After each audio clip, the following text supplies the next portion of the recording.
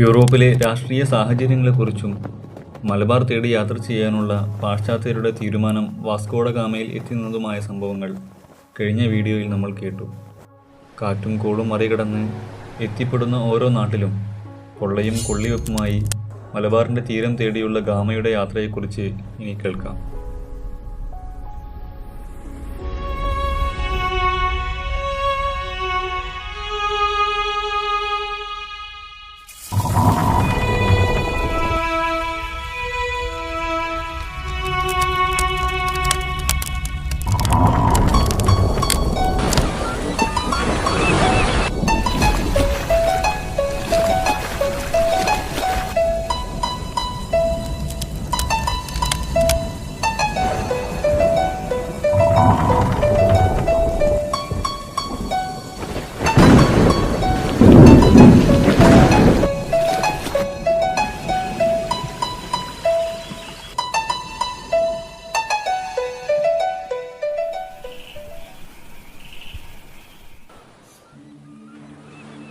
യാത്രക്കാവശ്യമായ കപ്പലുകൾ സജ്ജമാക്കി. തുടർന്ന് പോപ്പിൻ്റെ നേതൃത്വത്തിലുള്ള ഔപചാരികമായ പ്രാർത്ഥനാ ചടങ്ങുകൾ നടന്നു. അതിനുശേഷം മാനുവൽ രാജാവും പോപ്പും ചേർന്ന് സന്തോഷപൂർവ്വം അവരെ യാത്രയാക്കി. സാമാന്യം വലിപ്പമുള്ള 4 കപ്പലുകളിലായിട്ടാണ് ഇവരുടെ സഞ്ചാരം തരപ്പെടുത്തിയിരിക്കുന്നത്.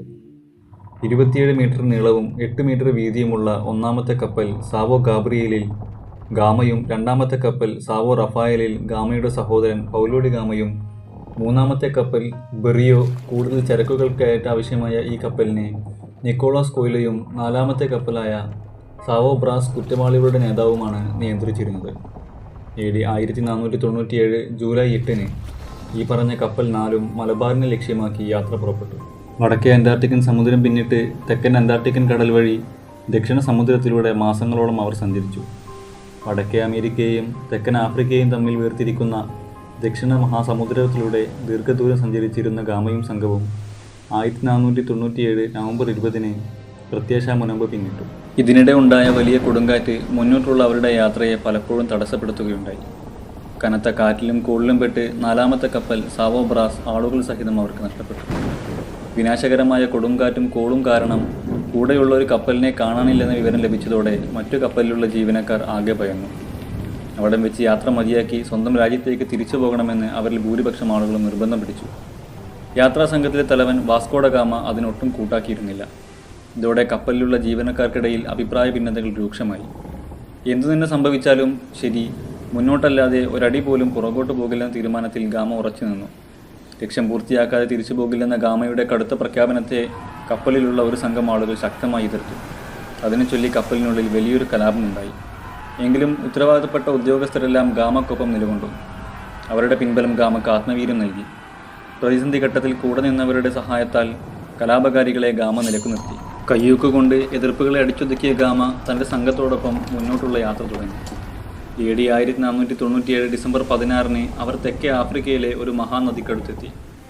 അവിടെ നിന്നും ഏതാനും ദിവസങ്ങളോളം അവർ തെക്കോട്ട് സഞ്ചരിച്ചു. ഹെലന, മൊസ്സൽ എന്നീ ഉൾക്കടലുകളിൽ നങ്കൂരമിട്ട് വിശ്രമിച്ചു. ഡിസംബർ 25-ന് ക്രിസ്മസ് ദിനത്തിൽ ഒരു കരഭാഗത്ത് അവരെത്തിച്ചേർന്നു. ആ തീരത്തിന് നാദൽ അഥവാ പോർച്ചുഗീസ് ഭാഷയിൽ ക്രിസ്മസ് എന്നൊരു പേരിട്ടു. ആ ഒരു ചടങ്ങ് കഴിഞ്ഞ് വീണ്ടും അവർ മുന്നോട്ടുള്ള യാത്ര തുടർന്നു. ദിവസങ്ങൾ നീണ്ട യാത്രക്കിടയിൽ ആഫ്രിക്കൻ മുനമ്പിനോട് ചേർന്ന് കിടക്കുന്ന ചെറു രാജ്യങ്ങളിൽ പലതവണ അവർ കപ്പലടുപ്പിച്ചു. ദൂരപ്രകൃതക്കാരനായ ഗാമയും സംഘവും എത്തിച്ചേരുന്ന ഓരോ രാജ്യങ്ങളിലെല്ലാം പ്രത്യേകമായ നിരീക്ഷണങ്ങൾ നടത്തി. തനിക്ക് അനുകൂല സാഹചര്യം ഒത്തുവരുമ്പോൾ ഗാമ തന്നിലെ ആക്രമണ സ്വഭാവം പുറത്തെടുത്തുകൊണ്ടിരുന്നു. വർഷങ്ങൾക്ക് മുൻപ് ആഫ്രിക്കൻ നാടുകളിൽ കടന്നുകയറി അവിടെയുള്ള പാവപ്പെട്ട കറുത്തവർഗ്ഗക്കാരെ തട്ടിക്കൊണ്ടുപോയി യൂറോപ്പിലെ അടിമച്ചന്തയിൽ വിൽക്കുന്ന പോർച്ചുഗീസുകാരിൽ വെച്ച് കൊടും ഭീകരനായിരുന്നു ഗാമയുടെ പിതാവ്. അപരിഷ്കൃതരായ ആഫ്രിക്കൻ രാജ്യങ്ങളിലേക്ക് കപ്പലോടിച്ചു പോയി അവിടെ നിന്നും ആയിരക്കണക്കിന് മനുഷ്യരെ കടത്തിക്കൊണ്ടുപോകുന്ന ഈ നീച പ്രവർത്തനങ്ങൾ AD 1443 പോർച്ചുഗീസ് എന്ന രാജ്യക്കാർ തുടങ്ങിവെച്ചതാണ്.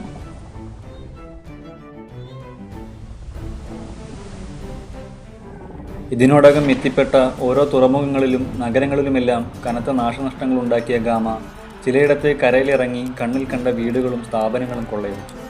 എതിർക്കാൻ വന്നവരെ യാതൊരു ദയാദാക്ഷിണ്യവുമില്ലാതെ കൊന്നുതള്ളി. രാപ്പകലെന്നില്ലാതെ തെരുവുകളിൽ അഴിഞ്ഞാട്ടം നടത്തുന്ന ഈ കൊള്ള സംഘത്തെ കണ്ട് ഭയന്നോടിയ സ്ത്രീകളെയും പെൺകുട്ടികളെയും തെരുവിലിട്ട് മാനഭംഗപ്പെടുത്തി. തുടർന്നങ്ങോട്ട് കടന്നുപോയ വഴികളിലുള്ള നാടുകളെ മുഴുവനും അവർ കൊള്ളയടിച്ചും തീവെച്ചും നശിപ്പിച്ചു. മനുഷ്യത്വരഹിതമായ ക്രൂരതകൾ നിർവഹിച്ചുകൊണ്ട് കടലിലൂടെ സഞ്ചരിച്ച ഗാമയും സംഘവും ആഫ്രിക്കൻ വൻകരയുടെ കിഴക്കൻ അതിർത്തിയിലേക്ക് പ്രവേശിച്ചു. ഇന്ത്യൻ മഹാസമുദ്രത്തിൽ ഏതാണ്ട് തെക്ക് പടിഞ്ഞാറ് ഭാഗത്തായി സ്ഥിതി ചെയ്യുന്ന കിഴക്കേ ആഫ്രിക്കൻ രാജ്യമായ മൊസാംബിക്കിൻ്റെ തുറമുഖം അവർ കണ്ടെത്തി. മാർച്ച് 25-ന് മൊസാംബിക്കിൽ അവർ കാലുകുത്തി.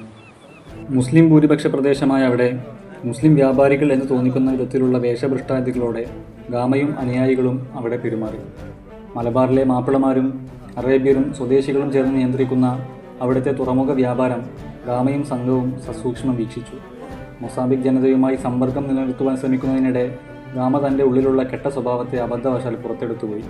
അതിൻ്റെ പുറത്ത് അവിടെ ചിലയിടങ്ങളിൽ അതിക്രമം കാണിക്കാൻ ഗാമ തുനിഞ്ഞിറങ്ങി. ഇതോടെ സ്വദേശികൾ ഗാമയിലെ കൊള്ളക്കാരനെ തിരിച്ചറിഞ്ഞു.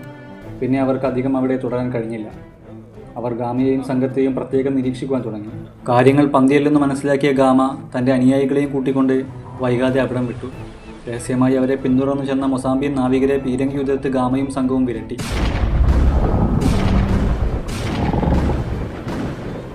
ശക്തിയേറെ പീരങ്കിയുടെ ബലത്തിൽ രക്ഷപ്പെട്ട ഗാമയും സംഘവും ഒടുവിൽ ഏപ്രിൽ 21 കിഴക്കൻ ആഫ്രിക്കയിലെ മിലിൻഡ എന്ന രാജ്യത്തെത്തി. കുഴപ്പങ്ങളൊന്നും കാണിക്കാതെ ഗാമയും സംഘവും കുറേ നാൾ അവിടെ തമ്പടിച്ചു. സാഹചര്യം ഒട്ടും പന്തിയില്ലെന്ന് മനസ്സിലാക്കിയ ഗാമ തൻ്റെ അടവു നയം മാറ്റുകയായിരുന്നു. അവിടെ ഏറ്റവും നല്ല മാന്യതയോടെ ഗാമ പെരുമാറി. ഇവിടേക്ക് മലബാറിൽ നിന്നും വിലപിടിപ്പുള്ള പല വസ്തുക്കളും എത്തിച്ചേരുന്നുണ്ടെന്ന് ഗാമ മനസ്സിലാക്കി. മാത്രമല്ല മലബാറിലേക്ക് എത്താനുള്ള വഴി കൃത്യമായി ചോദിച്ച് മനസ്സിലാക്കാനുള്ള ശ്രമങ്ങളും ഗാമ തുടങ്ങിവെച്ചു. അതിനുള്ള സൂത്രങ്ങൾ മെനഞ്ഞ ഗാമ ആ രാജ്യത്തിൻ്റെ സുൽത്താനെ ചെന്ന് കണ്ടു. ഇന്ത്യയിലെ ഏതോ ഒരു പ്രദേശത്ത് ക്രിസ്ത്യൻ വിഭാഗത്തിൽപ്പെട്ട ഒരു രാജാവ് ഭരണം നടത്തുന്നുണ്ട്. അദ്ദേഹത്തെ കാണാനുള്ള യാത്രയിലാണ് താനും സംഘവും. അതുകൊണ്ട് മലബാറിലെ രാജാവിന് വായിക്കാൻ പാകത്തിലുള്ള ഒരു കത്തെഴുത്തരണമെന്ന് ഗാമ വിനയത്തോടെ സുൽത്താനോട് ആവശ്യപ്പെട്ടു. മാന്യനായ സുൽത്താൻ നാട്ടിലെ പ്രമുഖനായ ഒരു കടൽ സഞ്ചാരിയെ ഗാമയുടെ ആവശ്യങ്ങൾ നിറവേറ്റി കൊടുക്കുവാനായി പ്രത്യേകം ചുമതലപ്പെടുത്തി. ഷിഹാബുദ്ദീൻ അഹമ്മദ് ബിൻ മാജിദ് എന്ന കടൽ യാത്രികനും ചരിത്രകാരനും കൂടാതെ ഭൂപട നിർമ്മാതാവും കൂടിയായ അറബി നാവികൻ ഗാമയ്ക്കു വേണ്ടി അറബി ഭാഷയിൽ കത്തെഴുതി കൊടുത്തു. കൂടാതെ മലബാറിലേക്ക് കപ്പലോടിച്ച് കൂടുതൽ പരിചയസമ്പന്നനായ ഒരാളെയും മുന്നോട്ടുള്ള യാത്രയിൽ ഗാമയെ സഹായിക്കാൻ സുൽത്താൻ ഏർപ്പാട് ചെയ്തു കൊടുത്തു. അതേസമയം സൂത്രശാലിയായ ഗാമ ആ രാജ്യത്തിൽ നിന്നും മലബാറിൻ്റെ സാമൂഹ്യശാസ്ത്രവും ഭൂമിശാസ്ത്രപരവുമായ കാര്യങ്ങളൊക്കെ അവിടെയുള്ള പലരോടും രഹസ്യമായി ചോദിച്ചു മനസ്സിലാക്കുകയായിരുന്നു. കടൽ യാത്രക്കാരുടെ കുതന്ത്രത്തിന് മുന്നിൽ നിഷ്കളങ്കരായ മെലിൻഡൻ ജനത അറിയാതെ മനസ്സ് തുറന്നു. അറക്കൽ ദേശത്തെ ഭരണാധികാരികളെയും കോലത്തിരിമാരെയും കൂടാതെ സാമൂതിരി നാട്ടിലെ ഭരണത്തെയും കുറിച്ച് ഗാമ കൃത്യമായി മനസ്സിലാക്കി. അങ്ങനെ തനിക്ക് ആവശ്യമുള്ള വിവരങ്ങളെല്ലാം ശേഖരിച്ചു കഴിഞ്ഞതിനു ശേഷം ഗാമയും സംഘവും മെലിൻഡ എന്ന രാജ്യത്തെ തുറമുഖത്തോട് വിട പറഞ്ഞു. അവിടെ നിന്നും ദാനമായി കിട്ടിയ കപ്പിത്താൻ്റെ സഹായത്തോടെ അവർ മലബാറിലേക്ക് യാത്ര തുടങ്ങി. പണ്ട് മലബാർ രാജ്യം കണ്ടുപിടിക്കാൻ പായക്കപ്പലിൽ യാത്ര തിരിച്ച കൊളംബസും കൂട്ടരും യാദൃശ്ചികമായി അമേരിക്കയിലാണ് ചെന്നുപെട്ടത്. രണ്ടാമതായി മലബാർ തേടിപ്പോയ ബത്ലോമിയ ആഫ്രിക്കയുടെ തെക്കേ അറ്റത്തുള്ള പ്രതീക്ഷാ മുനമ്പിന് സമീപത്ത് വെച്ച് കാറ്റിലും കോളിലും പെട്ട് മടങ്ങിയതാണ്. 2-3 വർഷങ്ങൾക്ക് മുൻപ് പോർച്ചുഗീസും സ്പെയിനും ചേർന്ന് തുടങ്ങിയ സുപ്രധാനമായ 2 ദൗത്യങ്ങൾ ഇതിനോടകം തന്നെ വലിയ പരാജയത്തിലാണ് ചെന്നവസാനിച്ചത്. വിശ്വപ്രസിദ്ധമായ മലബാർ രാജ്യത്തെ കണ്ടുപിടിക്കാനുള്ള 3ാമത്തെ ദൗത്യമാണ് ഇപ്പോൾ ഗാമയിൽ നിക്ഷിപ്തമായിരിക്കുന്നത്. ആദ്യത്തെ തൻ്റെ ദൗത്യം പരാജയപ്പെട്ടു എന്നറിയാതെ അബദ്ധത്തിൽ അമേരിക്കയിലെ മഹാമസിലെത്തിയ ക്രിസ്റ്റഫർ കൊളംബസ് അവിടുത്തെ പാവപ്പെട്ട ആദിവാസികളെയാണ് മലബാറുകാരായി തെറ്റിദ്ധരിക്കപ്പെട്ടത്. ഇത്തവണ അങ്ങനെ ഒരു അബദ്ധം പറ്റാൻ യാതൊരു സാധ്യതയുമില്ല. കാരണം നിരവധി തവണ മലബാറിലേക്ക് പായക്കപ്പലിൽ യാത്ര ചെയ്ത് നല്ല തഴക്കവും പഴക്കവും ചെന്ന ഒരു കപ്പിത്താൻ വാസ്കോഡ ഗാമയുടെ കൂടെയുണ്ട്. ആ ഒരു ധൈര്യത്തിൽ ഗാമയും സംഘവും വളരെ സമാധാനത്തോടെ രാപ്പകലുകൾ കഴിച്ചുകൂട്ടി. കാറ്റും കടലും അനുകൂലമാണെങ്കിൽ ഇനി ഏതാനും മാസങ്ങൾ മാത്രം മതിയാകും ആഫ്രിക്കൻ വൻകരയുടെ കിഴക്കുഭാഗത്തു നിന്നും മലബാർ ദേശത്തേക്ക് എത്തിച്ചേരാനുള്ള കാലപരിധി. അതിന് പിന്നെയും കുറേ ദിവസങ്ങൾ അവർക്ക് കാത്തിരിക്കേണ്ടി വന്നു. ക്രിസ്താബ്ദം 1497 ജൂലൈ 8-ന് 170 ആളുകളുമായി പോർച്ചുഗീസ് തലസ്ഥാനമായ ലിസ്ബണിൽ നിന്നും പുറപ്പെട്ട ഗാമയും സംഘവും മെയ് 18ഓടെ അറബിക്കടലിൻ്റെ കിഴക്കൻ കരയോടടുത്തു. പിന്നെ ദിവസങ്ങളോളം തെക്കോട്ടുള്ള യാത്രയായിരുന്നു. 10 മാസവും 18 ദിവസവും കഴിഞ്ഞ് AD 1498 മെയ് മാസം 20-ന് കോഴിക്കോട് ജില്ലയിലെ കാപ്പാട് പ്രദേശത്തെ തീരത്തോട് അഭിമുഖമായി അവരുടെ കപ്പലുകൾ നങ്കൂരമിട്ടു.